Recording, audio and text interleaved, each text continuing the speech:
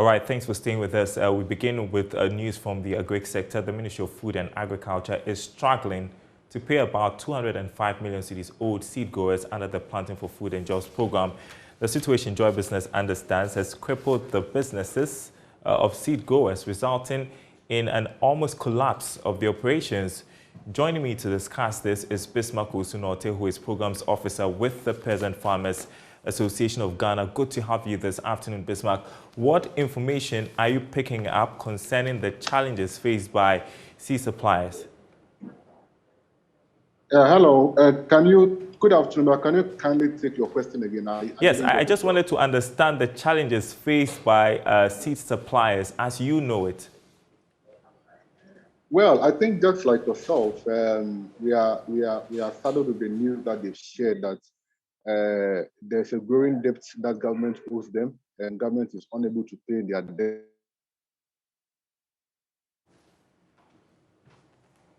Bismarck, are you there? You'd have to unmute because we can't hear you.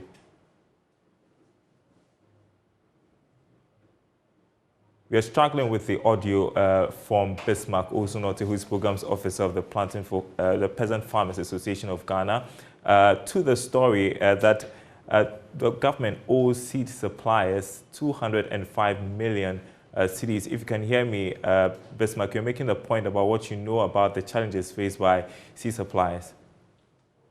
Yeah, sorry. So the point I was making is that we just like ourselves, we are just being saddled with the news about government's inability to pay the seed suppliers, and that's making it difficult for them to supply seeds. And this is in addition to the already news that we have about government's inability to pay fertilizer companies.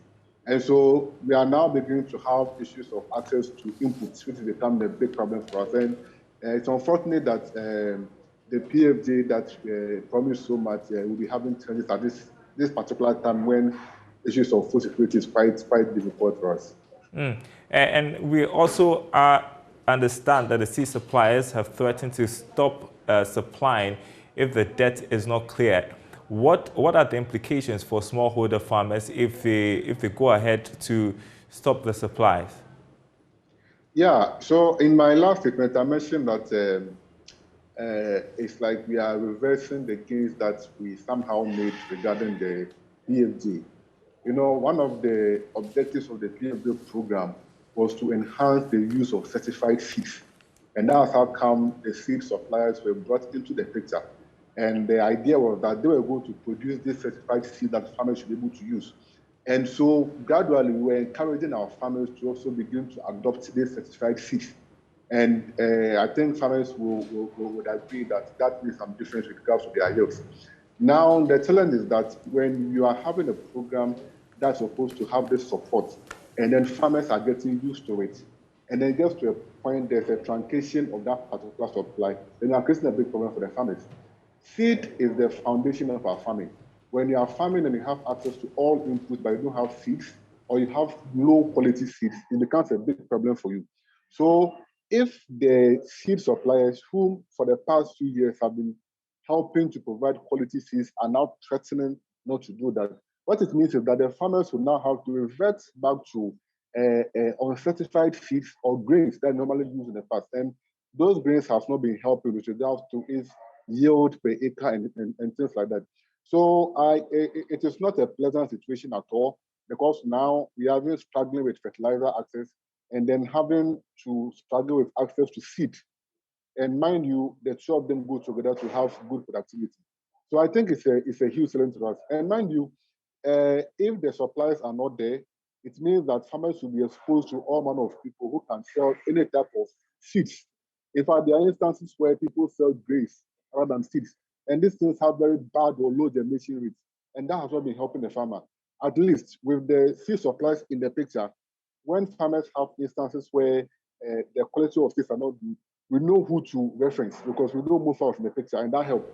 But if these challenges are going to take them out of the picture, then will create a situation for us where farmers might revert back to these unsatisfied seeds that have very bad germination, or seeds that cannot guarantee us good yields. And that would be a problem that we don't want to encounter, considering the situation that we find ourselves in right now. And you mentioned that the prices of fertilizer are also going up by 50%, we are told. Then the seed suppliers saying they have no more seeds to supply. And you also mentioned the fact that the gains made during the first quarter in the agri sector could be eroded by this. Let's talk a bit more about that and what you think would be the impact of food supply if there's no urgent intervention. Well, you mentioned the fact that the fertilizer price has gone up about 50%. That's more than 50% because even last year we bought it for around 53 Ghana cedis. This year the same bag is going for 320 Ghana cedis. So that's like a triple or quadruple jump. So it's not 50%. But considering that scenario that we find ourselves in, where right now access to government subsidized fertilizer is on the low because government is not able to procure as much as we want. And what is available in the market currently is the open market one, and which prices are quite high. In fact, they are more than a 320. In an instance, you are paying about 400 cedis for a bag of fertilizer. Those fertilizers are now there, but farmers are not able to afford because of the price. Then we are having a situation where we need a good complement with regards to seeds. Luckily, the seed suppliers have been able to provide seeds for us for this planting season. Because you know the planting season normally starts early part of the year and then around May, June. But that has been done. But the challenge is the debt that government owes them from last year, government hasn't paid. And so maybe into the future, they are contemplating exiting because they feel that they need the money to run just for the other companies. If that situation should happen, coupled with our anticipation of hikes or continuous increase in fertilizer prices, then we might get to a situation where the farmer will not be able to afford feed and then fertilizer. And that's going to be down for the smallholder farmer. Even with the fertilizer, we are struggling. And imagine a situation where they cannot get seeds at affordable prices. If that does not happen, then it's two things. Either the companies are now going to supply the seeds and fertilizers without the PFJ support, meaning the price of the seeds are going to go up. If the farmer cannot afford those certified seeds, what the farmer will do is to now go back to local markets and get any other seeds that he or she wants. Or normally, as the farmers normally do, after harvest, they select, in our view, what is the best seeds and use them for the next planting season. But this particular practice has been discouraged, and we have been urged to move on to the certified seeds by this company. So the companies are playing a key role here. So if we don't balance this thing well, then in the next planting season, I foresee a short of production regarding what we are producing, and that will translate to no yields, no productivity, and mean that there will be less food on the market. And if there's less food on the market, you and I know what to do. There's going to be shortages, there's going to be increase in prices, and they're going to be in a circle that we cannot take ourselves from. So I think urgently something needs to be done. The fertilizer companies are still complaining that their debt hasn't been paid, and we expect that government should quickly do something about it. Now we are bringing the seed companies in, and they feel that we are now facing a double problem. Government should have some amount of urgency, and that's what we say it's about prioritization. Issue of food security shouldn't be part of your list of items that you think we should do. It should be prioritized. Access to input should be prioritized for us. If your main suppliers for fertilizer and seeds, you are owing them, and that's going to affect their production next year, that's a big challenge to us. So government should have of urgency, pay them. If you can't pay them, have a negotiation, then come to an agreement to understand them of what should be done, to at least assuage their fears and keep them in business. Because overall, it's we, the farmer, that will suffer if these two institutions are not able to be sorted. One last point I want to make, because the Minister of Food and Agriculture has called himself 100% for the execution of the Planting for Food and Jobs program. And so I'm wondering, with these challenges with debt, if that is a true reflection of the situation on the ground. Well, that's an interesting question. We normally would like to look at the program and then the objectives to which the program was set out and whether the program was meeting its objectives. Basically, right? If you look at the PFD, the program was meant to ensure that we have increased food, the country will be food secured, we should create jobs, we should ensure that price of food has come down. So basically, that's the essence of the PFD program. But the question you ask yourself is, in 2022 now, can you say that prices of food are low? I'm not sure. Can you say that we have abundant food? I'm not sure. can we say that we're able to create enough jobs as per the program? I'm not sure. The program has made some gains, yes, but I still believe, and based on the experiences on the ground, experiences of farmers and consumers, and how we are now suffocating with high food prices, you understand that there's a lot of work that needs to be done. So I think that policymakers should rather focus on the gap that we're having now and not sing the praise of maybe a minute gain that we've made. We have huge problems with the implementation of the program. Okay. And I think that we should focus on those challenges other than trying to seek verification of the minute successes that the effect is not widely felt by everybody. Bismarck Owusu, Programs Officer of the Peasant Farmers Association of Ghana, wishing you guys all the best, and I'm hoping for a better story for you in the midst of these challenges. We'll still stick with Agric because Finance Minister Ken Ofori-Atta has charged stakeholders in the financial sector and the Agric value chain to build coherence to achieve success in agribusiness. According to him, there is the need for both sectors to realign to find a common purpose that will lead to the full implementation of policies that will sustain agribusinesses and contribute to agric transformation. He spoke at the relaunch of the Gersal scheme and the launch of the agribusiness public-private partnership platform. Here's more. The relaunch of the Ghana Incentive-Based Risk Sharing for Agricultural Lending Limited also saw the unveiling of an agribusiness public-private partnership platform toward the identification and resolution of key bottlenecks in agricultural financing. Speaking at the launch, Finance Minister Ken Ofori-Atta emphasized the need for collaboration between the financial sector and agric sector to fully realize opportunities. So there needs to be a clarity of vision and unity of purpose. We can certainly put in place the foundations that will allow the agriculture sector to supply the whole of Africa. However difficult the decisions we must make, the country will never forgive us if we do not use the policy tools at our disposal to advance reform and truly unleash the potential of our agriculture sector. And these are very difficult times, and maybe this is a time for us to be able to take these hard decisions because we can all feel it. No one should pretend that this will be easy. However, history has shown that being pragmatic and incremental creates enormous transformation over time. The Bank of Ghana pledged its commitment to modify regulations to enable banks grant loans to facilitate growth in the agric sector. Elsie Adoawaji is second deputy governor of the Bank of Ghana. We will continue to fine-tune our rules to ensure that our regulatory environment supports banks to take risks in a prudent manner, so that they can actually support more real sector activity. May I say also that the Bank of Ghana's work on the sustainable banking principles, which we launched in November 2019 in conjunction with the Association of Bankers and the Environmental Protection Agency, have also provided impetus for banks not only to lend to agriculture, but also to do so while promoting key principles of sustainability, environmental sustainability, social and governance-related considerations as well. On his part, Chief Executive of Gersal, Kwesi Kobo, explained his outfit launched the agribusiness public-private partnership platform to lead a holistic approach to agricultural development, as he believes there are more strategies that can complement efforts from the financial sector to support agribusiness. We believe that finance alone will not solve the issue. There's a need for a holistic, cross-cutting sectoral approach so that various key stakeholders will play their role in ensuring that we are competitive.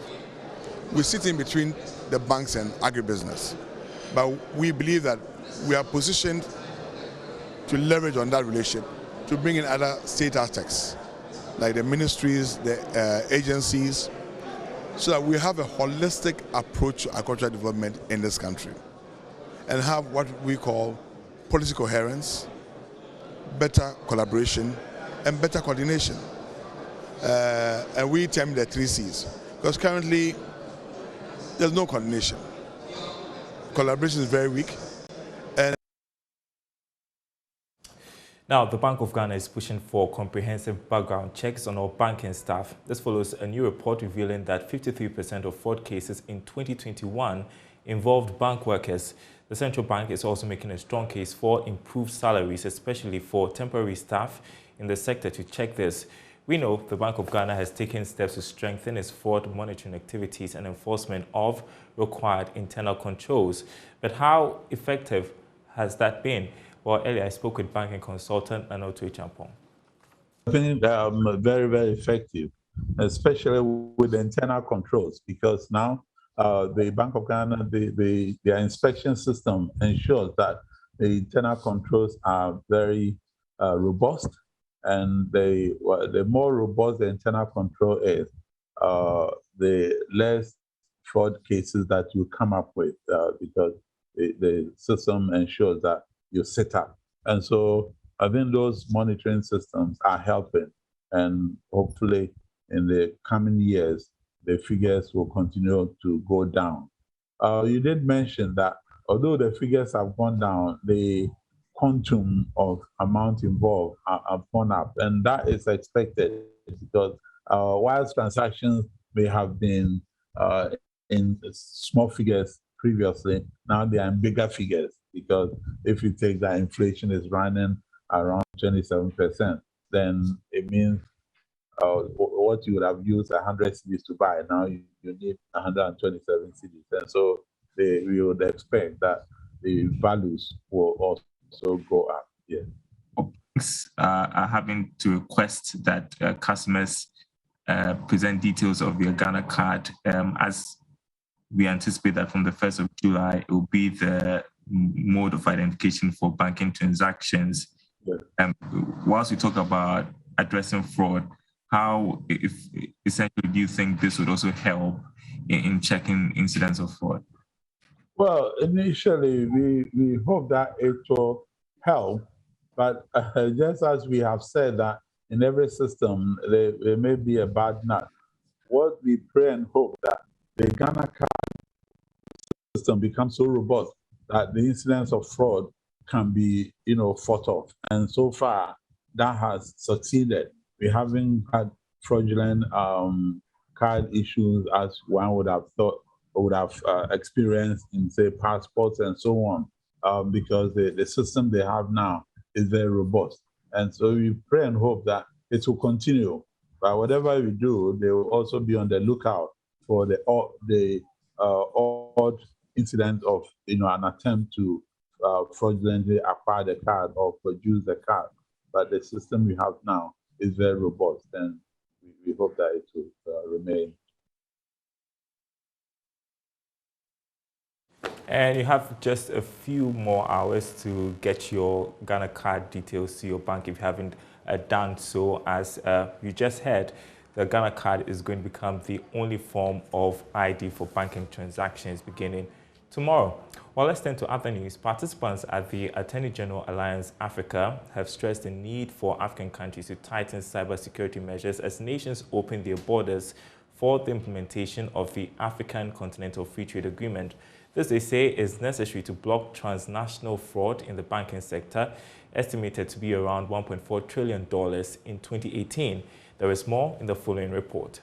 Since its inception, the AGA Africa has had the opportunity to share knowledge, experiences, and collaborate with various partners across Africa in the fight against transnational crimes through training workshops, participating seminars, and conferences. Speaking at the AGA annual conference in Accra, the executive director of Alliance, Karen White, said African countries stand to lose the most if cyber fraud is ignored. Recent developments like the ratification of the African Continental Free Trade Area are commendable, facilitating the free movement of people and goods across the continent, signal the ease with which transnational criminals can also take advantage. The digital future carries with it increased vulnerabilities as more government services migrate online. While Africa is still among the least affected continents by such threats, cyber attacks on critical infrastructure on the continent are increasingly becoming frequent. Among the most common targets are African banks that have lost billions of dollars to service disruptions and cyber fraud. According to the Africa Center for Strategic Studies, They also list critical government infrastructure like power grids, national security installations, telecommunication networks as vulnerable areas. Meanwhile, a Deputy Attorney General and Deputy Minister of Justice, Alfred Tuayebua, has called for more collaboration among African countries to combat cyber crimes. It gives me immense hope to see in our midst a mix of key public sector regulators, attorneys general, and representatives of technology players from across the world. My hope is that in our deliberations over the next 2 days, we shall tackle some of these challenges hindering our joint effort to combat cybercrime and reflect deeply on how we can create an environment for new and emerging technologies that will spur the creativity and innovation of Africa's young people. The Social Security and National Insurance Trust, SNIT, is set to roll out programs and initiatives to capture the entire working population under a pension scheme. Now, according to its Director General, Dr. John Ofori-Tenkrime, the trust will consolidate its stakeholder engagements to sensitize Ghanaians on the relevance of pension contributions. He was speaking at a forum organized by the Ghana National Association of Teachers.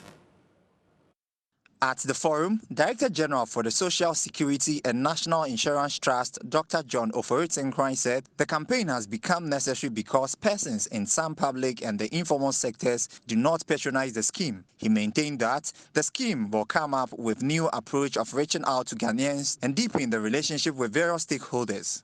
Okay, so I have to convince you, I have to show you that for the monies that you contribute to the scheme, you actually get its worth, if not more. If I cannot convince you of that, then you could say, oh, the scheme is broken, let's break it down and come up with something else, because we are losing money. Are you with me? Okay, so the scheme provides all these benefits. Right? All these benefits are provided by the scheme. In other words, it's not only the monthly pension you are going to get at the end when you retire, but which is the old age pension. You can get something we call survivor's lump sum, you can get invalidity pension. President for the Ghana National Association of Teachers, Reverend Isaac Owusu, says his outfit is investing in a number of projects which would guarantee some financial cushion for its members. This forum is of great importance to all workers in the country, most especially teachers. This is an important and timely event that we are all witnessing today, especially in this challenging time when government authorities worldwide are under growing financial pressure on their public finances. As workers, ladies and gentlemen, we need answers on how to organize and how to protect our pension systems. This year's forum is under the theme, Ghana's Workers' Pensions, Challenges and Solutions for Growth in the Next Decade. All right, it's a Thursday afternoon. It's time to bring you our Funded episode for today.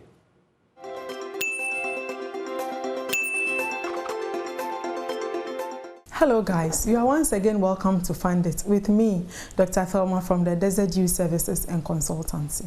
We are still looking at modern ways of raising capital for your business. One area that gives some good cash in terms of capital for business is challenges that tend to give working capital or startup capital for startups. There are certain challenges that companies or philanthropists put up, which comes with some good rewards in terms of cash for startups. And so anytime you come across such, please take advantage of it. Get involved in as many as you can. Startup challenges are a very good avenue to receive capital. They don't only give you the capital, sometimes they go ahead to give you mentoring and monitor you for some time to make sure that you are in line with what you are going to use the funds for, and also give you some very good business tips and ideas that will help you as a as a startup. And so take advantage of some of these challenges and make sure that you are putting it to the right pitch and you have put in all the things that we talked about in our previous sessions so that you can get a good reward for your efforts. Thank you for your time. Thank you, Labadi Beach Hotel, for hosting us.